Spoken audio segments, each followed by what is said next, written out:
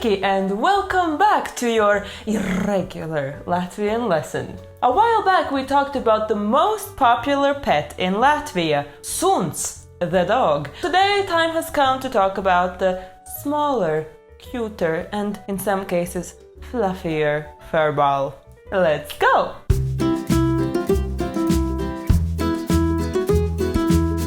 Before we go, say hello to Cleo, my smart and beautiful cutest. Well, Katjana really, because Cleo is a girl who does not participate in YouTube videos. Now, let me hear you say it. Kaķis. Kaķis. No, not kakis or kaki. Kaķis. This is a wonderful word for you to practice that difficult Latvian ch sound. Another good word to practice that sound is ķepa. Ķepa, the paw. And then you can say to your suns or kaķis, dod ķepu, dod ķepu, give me your paw.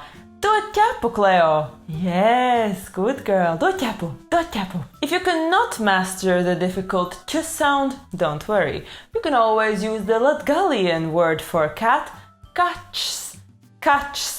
Or any of the Latvian synonyms for the word, which are mincis, minka, minkāns, runcis, and peļojunkurs, peļojunkurs, from pele, a mouse, and junkurs, which is a term from feudal times in Latvia, which means the owner of a manor and its land. Therefore, the mouse's landlord is the peļojunkurs, and not peļojunkurs, because then it would be English and it would be an old used car or a drug addict belonging to the mice. But if you're ever looking for how to name your kaķis, I got you covered. The most common cat names in Latvian are puka, puka or fluff for lady cats, and this is also Cleo's second name, and muris, muris for the boys, from murrāt, murrāt, which is to purr. It goes without saying that your neighborhood cats, you know, the Felixes and Mr. Mittens, will be so jealous of your cat's exotic Latvian name,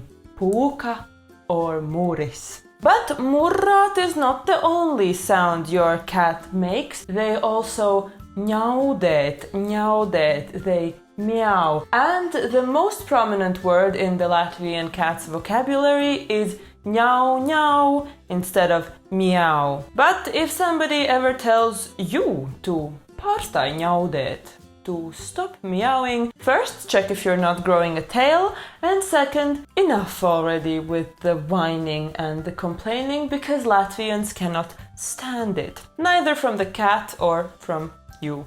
So in general, everybody likes cats, right? And you would think that the cat would be a highly esteemed animal for Latvians, given that a bunch of places are named after cats. And yeah, in some cases it's right. Some expressions we have are indeed positive. Like if somebody says you have kaķa acis, the eyes of the cat, it means you have a wonderful vision, and you can probably see that they're taking the hobbits to Isengard. Also, a belief, when you move house, you should let the cat be the first one who enters your new house, because it is believed that the cats bless this new space. However, I have to admit that most of the expressions related to cats in Latvian are not exactly flattering to the cats. For example, if we say that you have kaķa daba, you have the nature of the cat, we mean to say that you are a scheming, cunning little suck-up. Or if you do or say something nonsensical, clearly wrong and absurd, we would say pat kaķim jāsmejas. Even a cat would have to laugh at this sorry display of foolishness. Or if you and your friends are rocking out to some karaoke and then somebody calls your performance kaķu koris or the choir of the cats, it unfortunately does not mean that you sound great as Cats the Musical, but rather the neighborhood amateur cats, which are piercing to the ears and not a compliment. Raise your hand if you've ever heard this about you.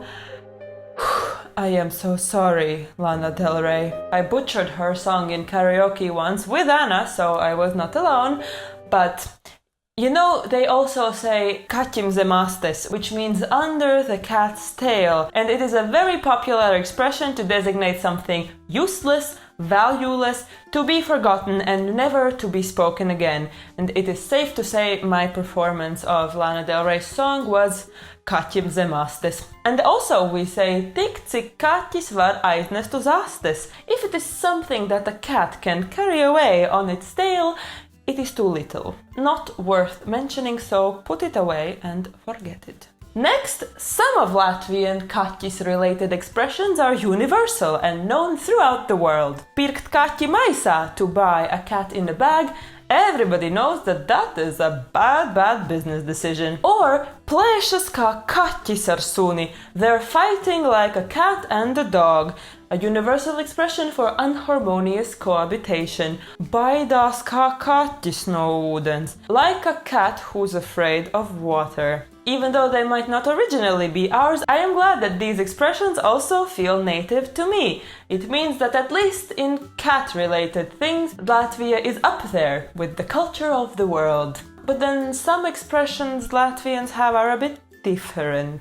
For example, we have a saying, kamēr kaķi baro, tikmēr peles danco. While you are feeding your cat, the mice are dancing. Okay, this must be when the cat is employed to chase mice and nobody is really starving their cat.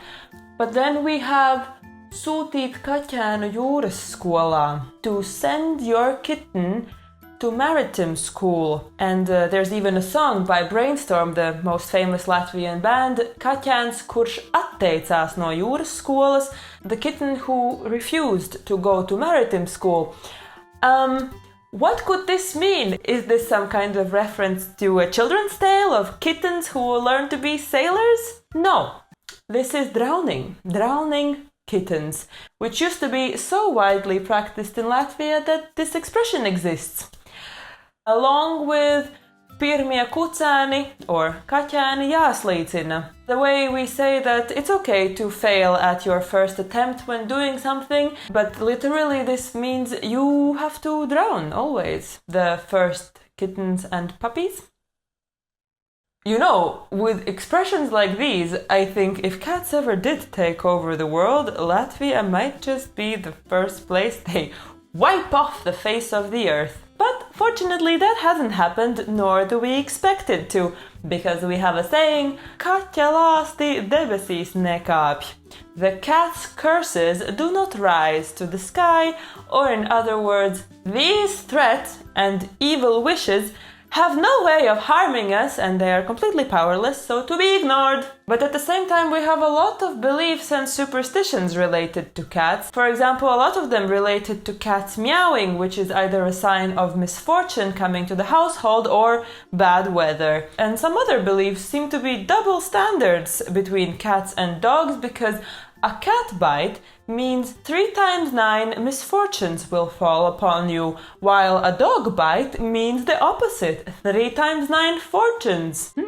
I guess Latvians got bitten by dogs more often if they had to come up with this one. And also, if you want a wife, gentlemen and ladies, maybe you should watch horror films like The Pet Cemetery, because it is believed if a man sees a crazy cat in his dream, he will get an angry wife. Angry, but a wife. And then there are some folk ways to prevent misfortune if a cat, for example, has run across the street that are too cruel to mention in this video. But on the bright side, one of the most beloved Latvian children's stories has to do with cats.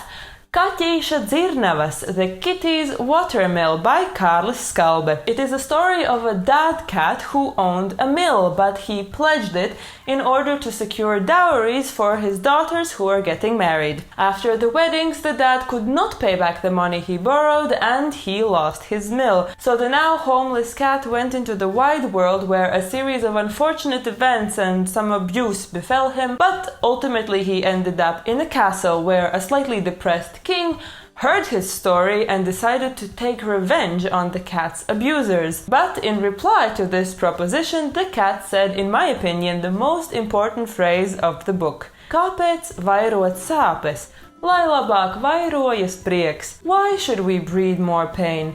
Let us better spread more joy. This story really is one of the most important children's stories in Latvia. It has been voted #1 by readers' surveys, and I would be surprised if somebody's grown up in Latvia without ever reading it.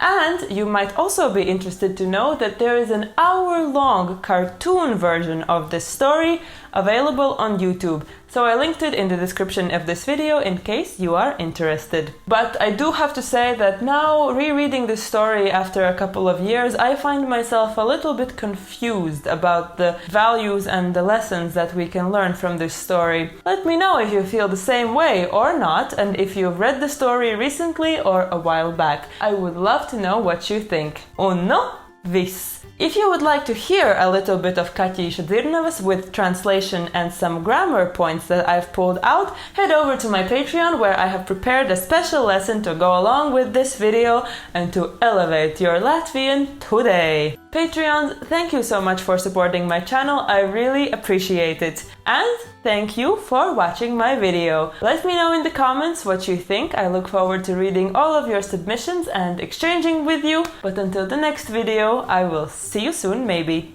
Bye!